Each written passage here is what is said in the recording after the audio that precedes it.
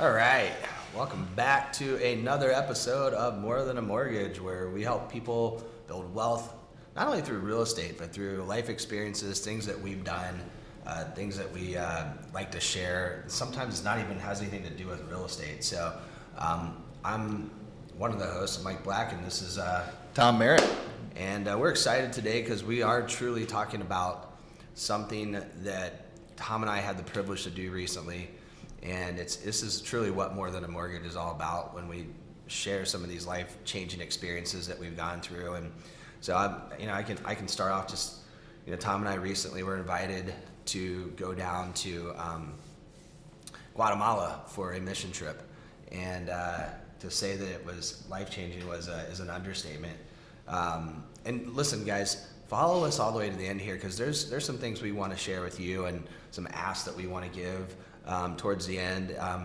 But take me through this journey that we went on recently and what you thought it was going to be, all the way from the time that we really landed to the time that we got on the drive there. I mean, take me through just the onset of landing in Guatemala and what that was all about. I mean, it was unbelievable. And first and foremost, I couldn't be more excited. This is kind of when we talked about more than a mortgage. This is definitely more than a mortgage. This is more than just the daily, helping people obtain loans to buy the American dream. This is on a much bigger platform. It allows us to experience life, to make differences in people's lives. And when you and I were invited to join this, I don't think either of us had any idea with regards to what we were in for. I think, at least personally, and obviously you can comment as well, I thought this was going to be going to a country I've never been to. I knew it was a third world country, so I expected to see a little bit of poverty and go down there and maybe help build some houses. And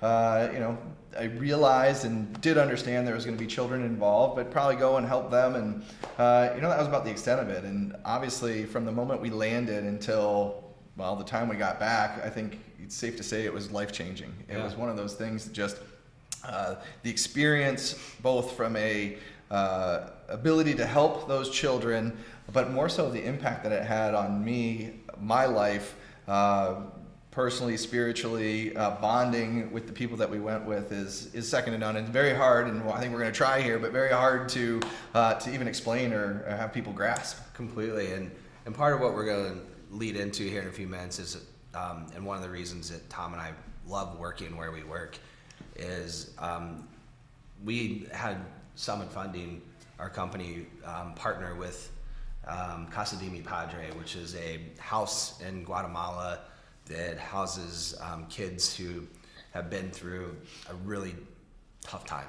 I mean, we're not gonna share the stories today, but some of these kids have been through things that none of us can ever even fathom or imagine. And so what Casa de Mi Padre does is, they bring these kids in, and I don't like to call it an orphanage, but they bring these kids in and give them hope and give them direction and give them a chance in life that they never would have had, especially after we had the opportunity to see what the streets of Guatemala look like. And so we believe in, serving, that servant leadership type mentality, and we believe in helping others that are less fortunate than us. So again, we didn't know what we were coming into, but from the moment we landed, I mean, literally we get there and you go into, and I'm sure most of our listeners, including yourself, have been to Mexico or maybe and it's very similar to that when you land. But then, getting into the bus to take us, what was about 150 kilometers. So we're talking roughly just under 100 miles. And you're basically going through switchbacks in the mountains. And took, literally, how long do you think it would take to go for, 100 miles? Because it was 7 hours? Yeah, 7 hours with a stop at Wendy's to get a Frosty and a cheeseburger. But yeah, and talk about a gut-wrenching drive. I mean, we're passing cars left and right. We're we're passing buses and semi-trucks on the side of turns that you couldn't see the blind side coming around the mountain. I mean, it's a little crazy. It was nerve-wracking. A lot of motorbikes, a lot of dogs running in the streets. Definitely without its energy and thrill. So walk us through the moment we get to we were in Santa Cruz, Il Quiche. So I think the town. By the way, Lacey Moores is a good friend of ours. Invited us on this missionary trip, and We're forever grateful for her. But she heads up the whole mission she's been doing this for 5 years and gave us the opportunity to go with them. So walk me through getting into Santa Cruz Oquiche that night. We're tired. We've been on the bus for like 8 hours. It was a long trip, right? Thinking we're gonna die on the bus. Walk me through like when we finally pull up to Casa de Mi Padre when we got there. Walk me through what that felt like to you, because I know how I felt, but I want to hear your side of it. Oh man, it's hard to describe in words, only from the standpoint that, we pull in, and again, we understand that we're going to, a children's house, or children's home as we would call it.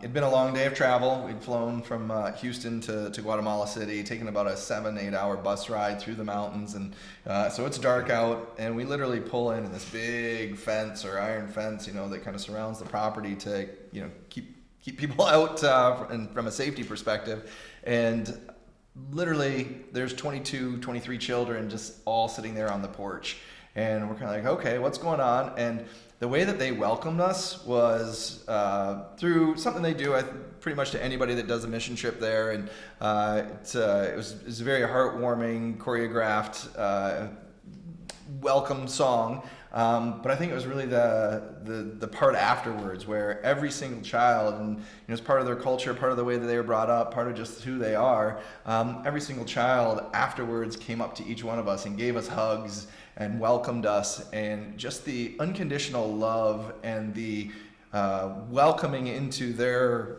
house essentially was just kind of gives you a step back. It was almost breathtaking and very, very heartwarming, to say the least. And we're talking children as young as, I think, probably 5 years old, all the way up to almost 17. 2-year-olds in there. I mean, they were. Yes, I think in the house. They lived there. Yes, Yeah. Actually, the house parents. Yeah. Anyway, but as far as at least coming up, they didn't necessarily run up and give the hugs, but Right. it was very impactful, to say Yeah. the least. So we get there that night, and the kids run up, hug us, and I can tell you that I was literally crying. Yeah. Never seen anything like this before, but that was kind of our kickoff to the whole journey, I guess you would call it, for that week. But Tom and I initially think we're going there to build houses, or we're going to be put to work the whole time. Honestly, it was like quite the opposite. I think there was one day we actually did some work, but Yeah. for the most part, it was more of a bonding experience and really getting to know and learn about Casa de Mi Padre and what they stand for, what they do, what they're trying to build. And Shane Sanderson, the visionary, who started all this 15 years ago, came over and felt called to. And again, I hesitate to use the word orphanage because not all of them are orphans, but start a home for children that would give them the opportunity to succeed in life. Yeah. And so he did that, and he told us the story of how it started and where it got to, and how it's grown. And again, it's crazy the work that he's doing for these children and giving them the chance of success, because just even seeing some of the things that we saw and touring the city, the markets and things, if you don't have a chance, you're just left to survive on your own. Yeah, and I think the other huge thing that I loved about this was the crew we went with. That's another facet. We'll talk about that later on. But this was a total Summit trip. There was 7 of us from Summit, and for those of you that have not done any, if you're looking to connect with your staff, your friends, your team, whatever the case may be. I've known a lot of these. A couple of them I didn't know too well, but I've known a lot of these guys for years, and including Lacey, who I've known really, really well, but I thought I did. Yeah. But I get down there, and even Tom, when Tom and I have known each other for almost a decade, and work together on a daily basis, and the connection and bonding that we were able to make through this trip was just amazing. Second to none. Absolutely. It shows you the power of serving and what that does for us as humans and that connection that we have. Tell me a little bit about some of your your connections made down there. I know one for sure who absolutely loved you. Give us a little insight on some of the kids you met, the connections you made, and Yeah. Probably the biggest one that I would say is like everyone had their eye on the whole time down there. It was again, and I keep saying it was an experience and trying to put it into words, but getting there, and I think there was really two big types of relationships that really shone through, maybe even three, but the first was with the kids and getting to know the kids. And I feel as though, each person in our group had a different, almost a different age group to a certain extent. I thought you'd identified really well, and automatically a lot of the kids that were, 11, 12, and 13, the boys specifically, were gravitated towards you. Whether it was playing soccer, playing sports. We had Brandon Hutchison on the trip with us, and he has a daughter who's, I don't know, I think she's 16 now, but automatically the 11, 12, and 13-year-old girls gravitated towards him. And I don't know what it was or why, but I seem to have a few of the, 5, 6, and 7-year-old, specifically boys that, we wrestle around on the trampoline, or we'd play soccer or basketball. But there was one in particular, Jorge, who he's deaf, a deaf mute, and I don't know what it was, but kind of right off the bat, we immediately bonded, and we got to the point where he would seek me out, and I sought him out as well. It was really genuine. So I want you all to picture this, where most of them don't speak English, so they speak Spanish. But Tom's biggest connection he made down there was not only did he not speak, Tom didn't speak Spanish, which made it hard to connect with the kids, but he also had no clue what sign language was, and he didn't speak at all. So to have like that bond that you guys had, there was a point where Tom walked up to me while we were down there, and he goes, look at my knees. They've got rug burn all over them from the trampoline. He's like, I'm like, well, you just tell your wife you were staying. We were bunking up together. It's all good. Nothing. It was an experience. And again, we were down there for 5 days essentially, as when actual there for 5 days, and from day one through the end. And that's the second part of the relationships. It's crazy to me, and it's happened once before where I recognized it, but this was a good reminder of how quickly you can bond with people.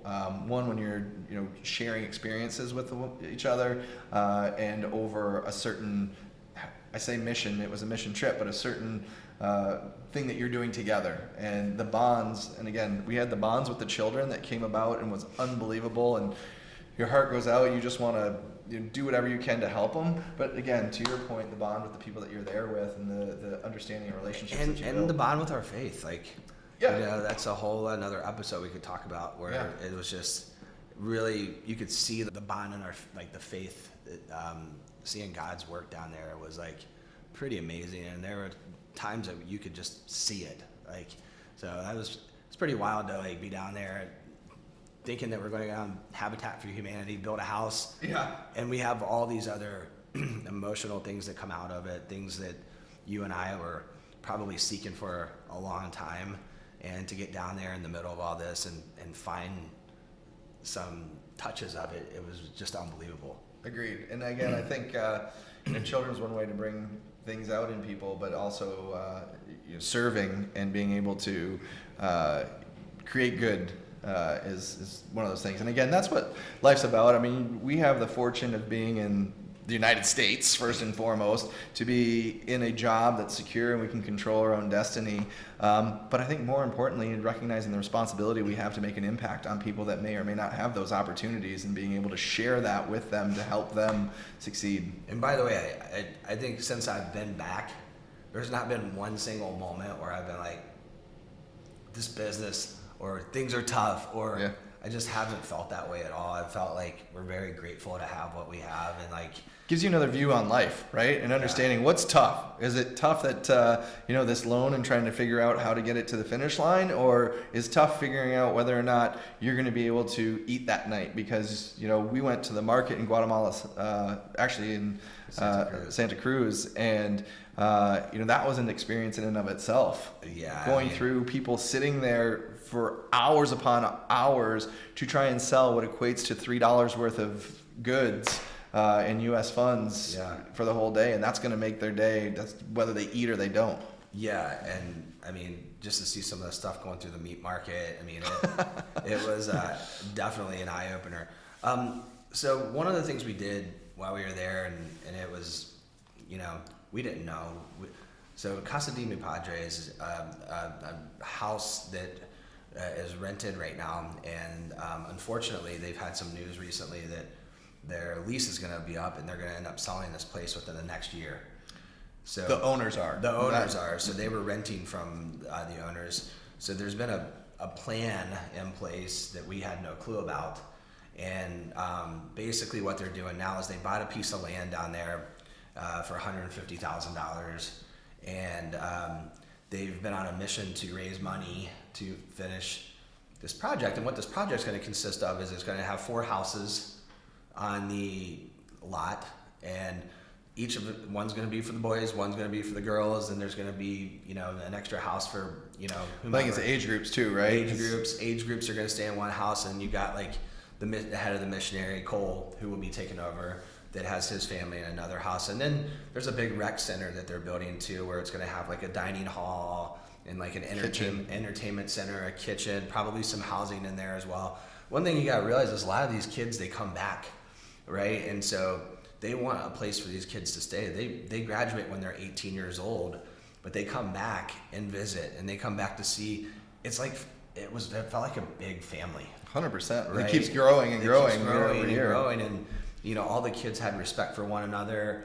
But from some of the damages that have gone on in their lives, it makes sense to have the boys and the girls in a separate house. So we had the privilege of going over and seeing the site, the construction under zone. construction, and fill us in a little bit about what that looked like and what that did to you. I mean, it's amazing. They've got a long way to go. The goal is to build 4 separate dwellings that the kids with host parents will live in, and then this big rec center. They finished 2 of the houses, so they've got 2 left to build, and they're in the process of building the big rec center, because the other side of that is it's also going to be able to create revenue through the rent out the hall or the Parties, rec weddings, center yeah. for parties and quinceañeras and things of that nature. So they're focusing their attention on that, but they're very deliberate on how they do it. They've got a place where the kids can learn different trades. They've got the boys in one house, young boys, the older boys in another, the girls, so on and so forth. So it's very thought out and it's very planned. But the one thing that really struck me is they're very fiscally responsible.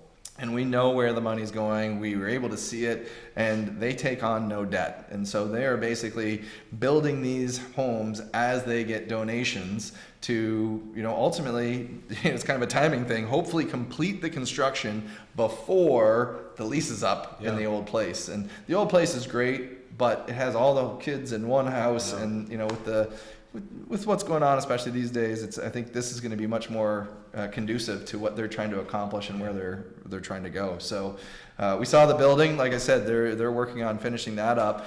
However, things are tough all over the country. Everyone's dealing with things, and so some of the donations for their special projects had pretty much run dry, and so construction had stopped. And so it was really interesting to see where they've gotten, where they're going, and we got the opportunity to kind of witness it firsthand and see some of the impact. One of the things I was impressed with too is that they built this big shed. Like, it was huge. They had like almost like more garage. It was a big garage, and it had like an oil changing station inside. It had like a woodworking station. It had like a welding station. They're building a lot of this on their own, but they need funds for the supplies, and they have to subcontract some of the stuff out. But one of the cool things that I thought was these kids are the ones that are old enough are helping and learning trades. They're learning how to do woodwork. They're learning how to weld. So they can contribute to society.